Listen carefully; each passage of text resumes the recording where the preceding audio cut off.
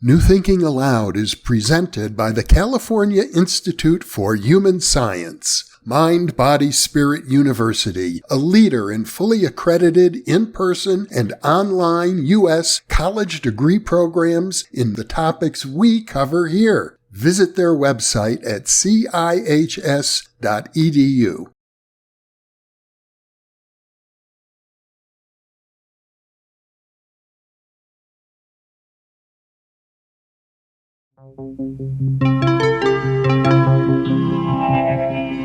Thinking Aloud. Conversations on the leading edge of knowledge and discovery with psychologist Jeffrey Mishlove.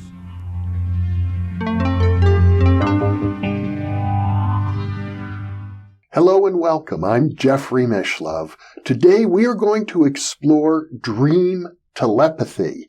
With me is Professor Stanley Krippner, who is the co-author of the classic book Dream Telepathy, co-authored with Montague Ullman and Alan Vaughan. He is also a past president of the Parapsychological Association, the Association for Humanistic Psychology, and many other organizations, and he is the recipient of many awards, including a Career Lifetime Award from the Parapsychological Association. He is the editor of numerous books and a wonderful series of books called Advances in Parapsychology. Welcome, Stan. Thank you very much, Jeff. It's a pleasure to be with you, and I think it's important for me to acknowledge that you were one of the people who inspired me to pursue a career in parapsychology, and that occurred when I first heard you speak about the Dream Telepathy research back in 1969. So you've had a long and illustrious career, and the dream research work really sort of kicked it off for you, as I recall. Well, I certainly hope I didn't hear you in regrets in terms of leading you astray to parapsychology. I have no regrets. I'm happy to hear that. Yeah, I know some people do. It's not an easy career to pursue. Not at all, no. But I'm very happy that I did. Well, you're the only one I know of who received a doctorate in parapsychology from an accredited institution, and I remember all the turmoil that went into that degree. But you produced a masterful thesis, and I have the book that came out of that, and so I'm really happy that that launched your career. Well, thank you, Stan. And now, to focus on dream telepathy, I think the first thing it's worth saying is that there is a history of folklore and mythology about people having psychic and telepathic experiences in their dreams. It goes back for thousands of years, so it would make sense to try and research it experimentally. Well, that's true. And my dear colleague Montague Ullman was an active psychoanalyst for many years, and having had some ostensible psychic experiences himself when he was a young man. Some very dramatic ones. That's right. Mm-hmm. He wanted to see if he could bring this into a laboratory setting. This was about the time that rapid eye movement sleep was discovered at the University of Chicago, and so he took the technology of monitoring sleep, watching for the rapid eye movements, and then waking up people and asking them if they could identify a picture that was in another room or a picture that somebody was focusing upon. By the way, his original participant was the famous medium Eileen Garrett, who later became a friend of mine as well, and who founded the Parapsychology Foundation. She founded the Parapsychology Foundation some 65 years ago. It's still going strong. And I've been fortunate enough to become friends with her daughter and her granddaughter, so the whole generation is something that I've been able to embellish my life with all of these years. Eileen Garrett had a dream about a chariot race, a team of black horses, white horses, racing against each other, and she said, this is very much like the scene from Ben-Hur, which I read about in a novel many years ago, and now I hear that it's being made into a movie, and I want to see the movie.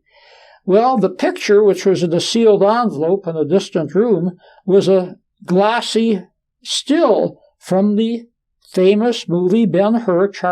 Charlton Heston is the star. Mm-hmm. And so what can we say? She hit the nail right on the head. A magnificent hit, and certainly enough to inspire a research laboratory such as the Dream Laboratory at Maimonides Hospital to pursue that line of inquiry for years. Yes, it was. So I was an original member of the Parapsychological Association, mm-hmm. and of course this is a group of professionals who are devoted to serious, rigorous investigation of psychic phenomena. And so I met Montague Ullman at one of the conventions, mm-hmm. and he asked me if I would like to leave my position at Kent State University and direct the Dream Laboratory. He'd asked other people too, but seeing the funding was only available for 2 years, they didn't want to take the risk. Mm-hmm. Well, for better or for worse, I'm a risk taker. Some of my risk-taking has been disastrous in nature. It has created massive problems in my life. Well, that's true for most risk-takers. So they say. Yeah. But this risk paid off, and I was able to parlay those 2 years into 10 years, and so we did literally a couple of hundreds of experiments. All of them have been published, even the non-significant ones, and then they coalesced in the book Dream Telepathy, written with Alan Vaughan, who is a science writer, and that is the book that you just mentioned. Yes. And, of course, that is a popular book. It's no comparison to the scientific articles. And once again, Montague Ullman and myself, Charles Otterton, who later joined us, several other assistants who joined us, came up with over 100 articles published in psychiatric and psychological and medical journals over the years. Mm-hmm. And it inspired other researchers around the country to endeavor to replicate that work.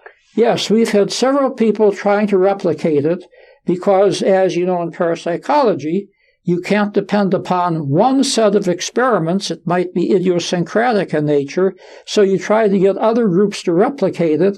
Our replications had mixed success. Mm-hmm. Some replicated, some didn't, some had borderline results. And as a result, I would be the last one to say that we've absolutely demonstrated dream telepathy.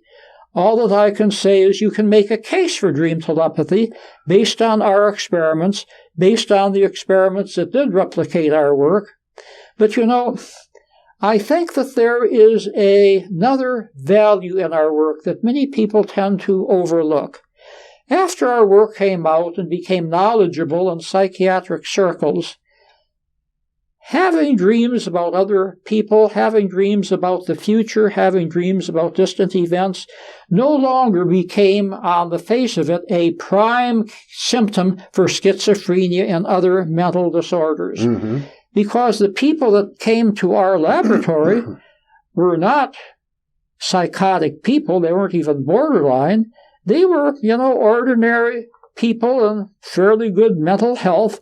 And so the position that these types of, what shall we say, anomalous or puzzling dreams could no longer be justified as being by itself a symptom of poor mental health. As I recall, in fact, in your early years as a student, you had a professor tell you that anyone who dreams in color is schizophrenic.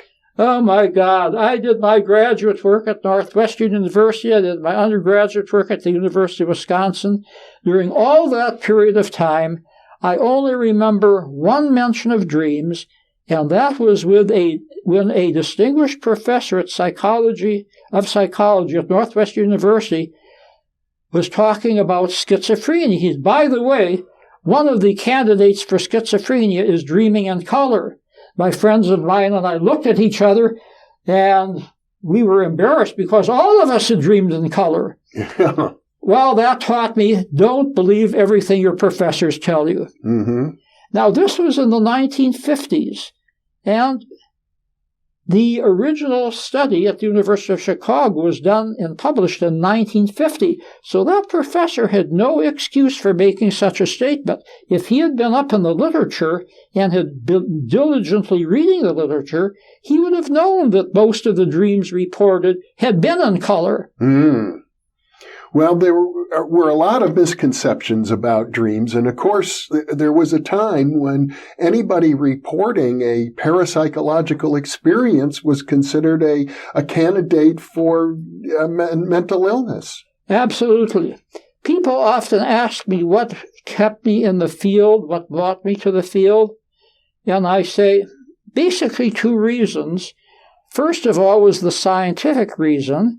I have had a long history of anomalous experiences in my childhood, and my bend is basically scientific in nature. I wanted to find out how things worked, whether these were actually valid or not.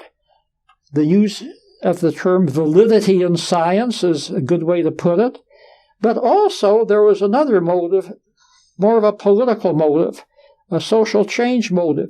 If these are valid, it's going to change the way we look at people. It's going to change the way we look at the world. And so I have been very conscious of the fact that our findings do have an impact that goes beyond psychology, goes beyond science, and goes into the culture. It liberates people from refusing to talk about psychic experiences and unusual dreams.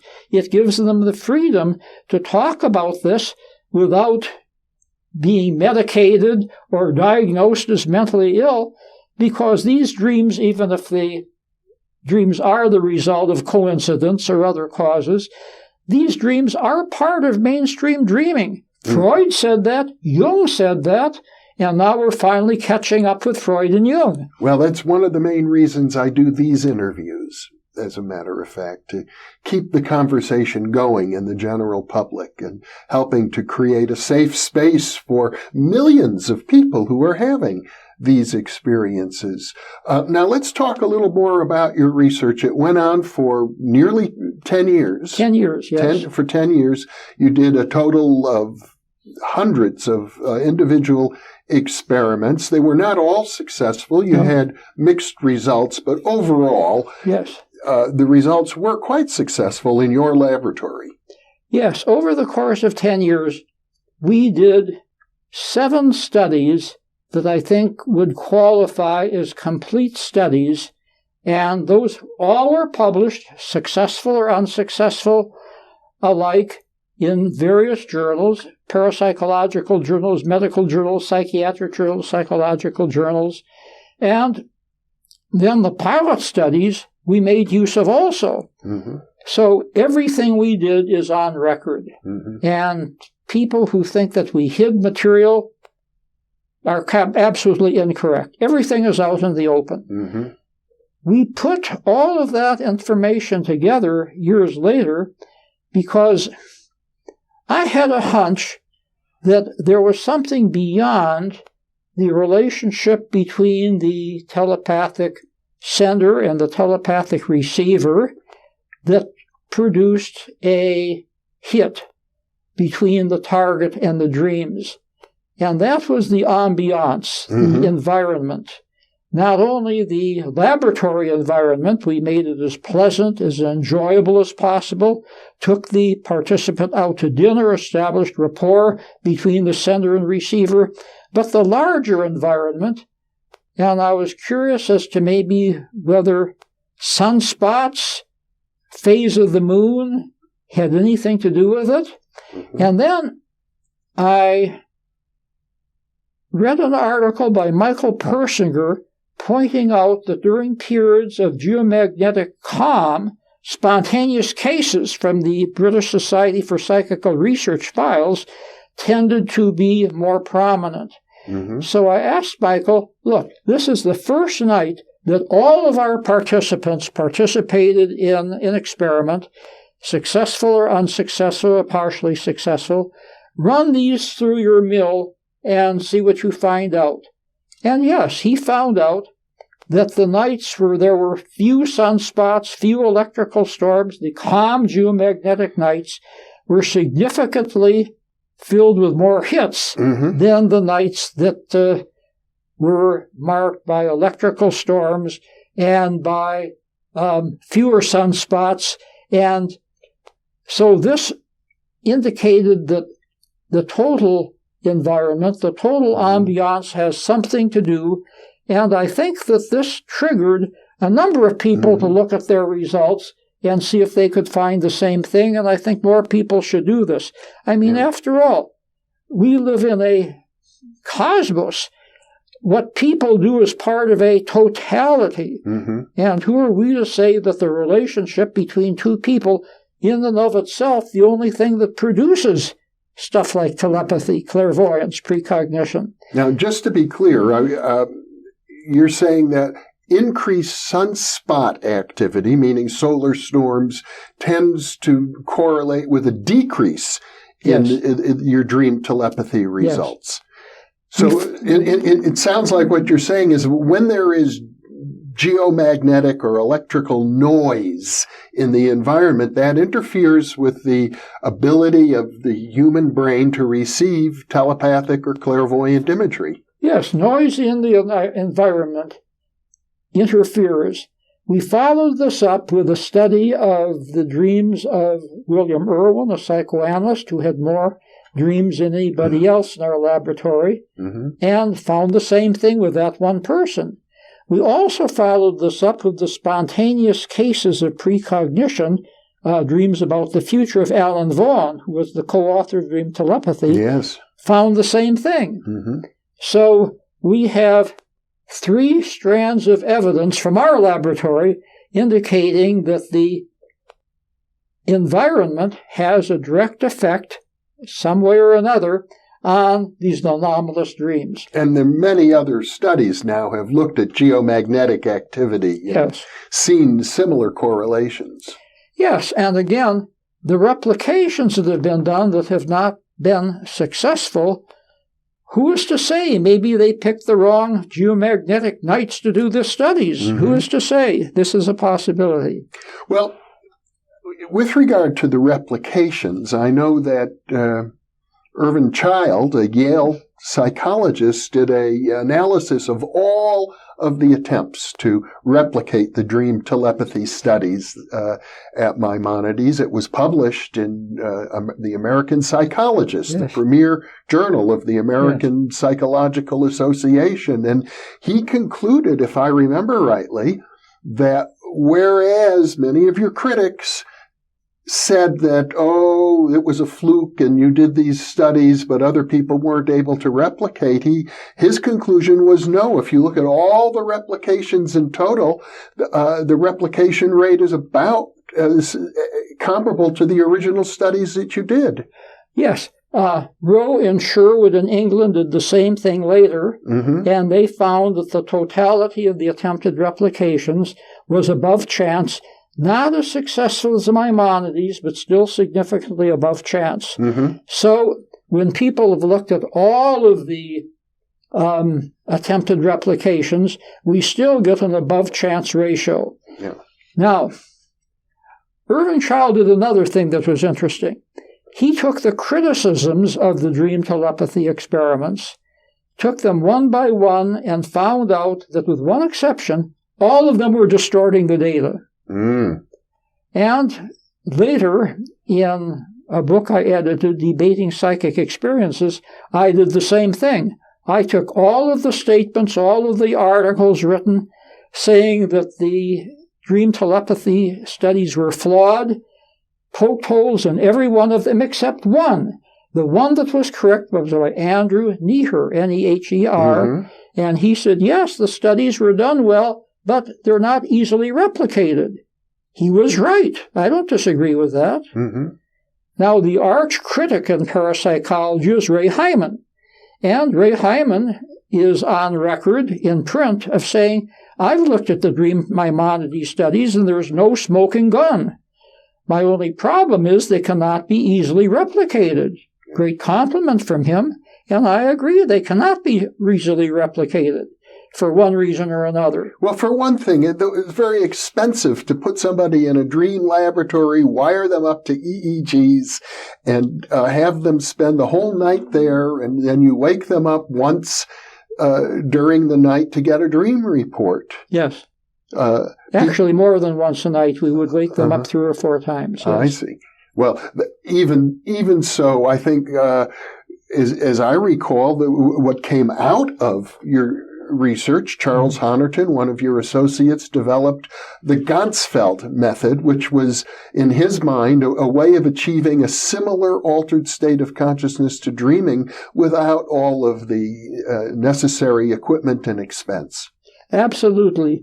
Chuck Honerton, of course, was a brilliant investigator, and he took the basic paradigm of the dream telepathy experiments and started the Ganzfeld study, Ganzfeld meaning clear visual field, putting goggles over people's eyes while a randomly selected film clip was being shown in a distant room. And they would report the imagery on these half ping-pong balls on a little mask that they were wearing. A much more efficient way of tapping into somebody's imagination, into somebody's visual imagery. And of course, the Ganzfeld studies are not only much more efficient than the dream studies, but they've produced even more robust effects than the dream studies. And have been widely replicated. Yes. At this point in time. So for people who may be curious, I think it's important to talk about how the dream experiments were evaluated. You used independent judges who were, as I recall, blind judges, yes, which is crucial. Many of your critics seem to assume that the judges somehow already knew the answers, which is not correct. Oh, good heavens. C.E.M. Hansel, in his critical book about ESP, said that not only did the judges know, the participant was shown the picture before they went to sleep. Complete fabrication. And many of us corrected him in the reviews. He came up with the second edition of the book. He said the same thing. And now Wikipedia, in their biography of me, repeats the same fabrication. Even though it has no foundation in fact, none of the more serious critics of parapsychology have agreed with him, and yet there it is, it's taken a life of its own. And it's probably one of the reasons that when these kinds of erroneous, skeptical criticisms get repeated and repeated, that there's a meme, I'll call it a meme, yes, out there in the culture that parapsychologists must be idiots or fools or charlatans. Well, old memes die hard. And this is something we have to live with. We make corrections as often as we can. And I think that each one of the criticisms, except the replication one, falls flat. Now, when we did the precognition studies, I went to all extents to make sure that there could be no criticism, especially the second one. We used an English psychic claimant by the name of Malcolm Besant, and we had him dream about an experience he would have the next day.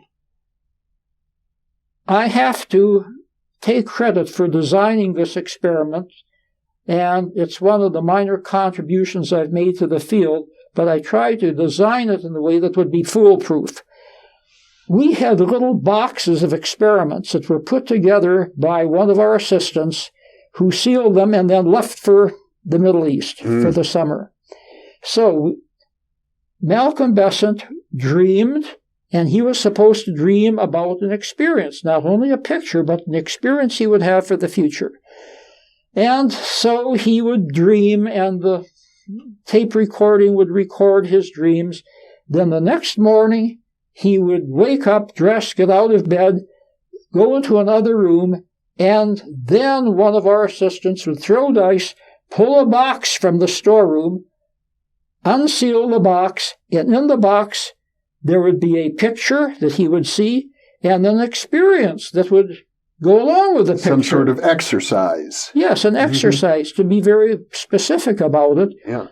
One time, the picture was a series of slides. He had a slideshow about birds, listening to bird calls. That was his experience. Yeah. He went back over the night of dreams. Every dream was about birds. Birds in the swamp, birds in the sky, birds in a research laboratory. Every one of his dreams is about birds. On none of the other 7 nights of the study do you have one dream about birds. Now, the outside judges, there are always 3 of them when we took the average, listened to all of the, and viewed all of the experiences, looked at all of the dreams and tried to match them up.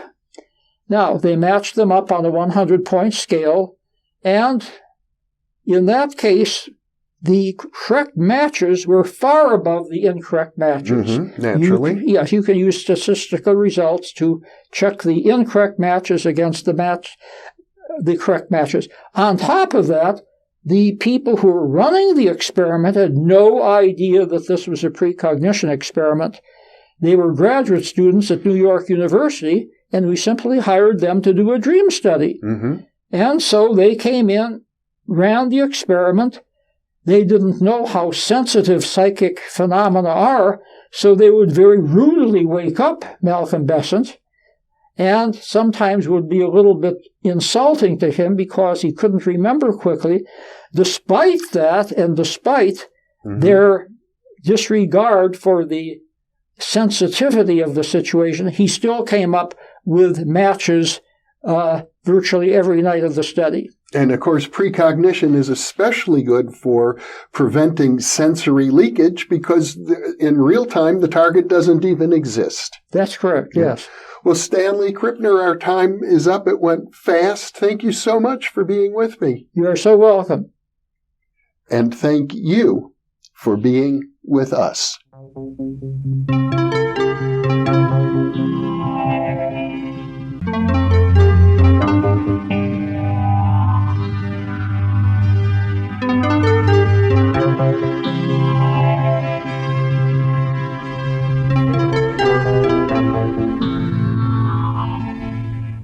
Book 3 in the new Thinking Aloud dialogue series is UFOs and UAP, Are We Really Alone? Now available on Amazon. You can now download a free PDF copy of issue 7 of the New Thinking Aloud magazine or order a beautiful printed copy.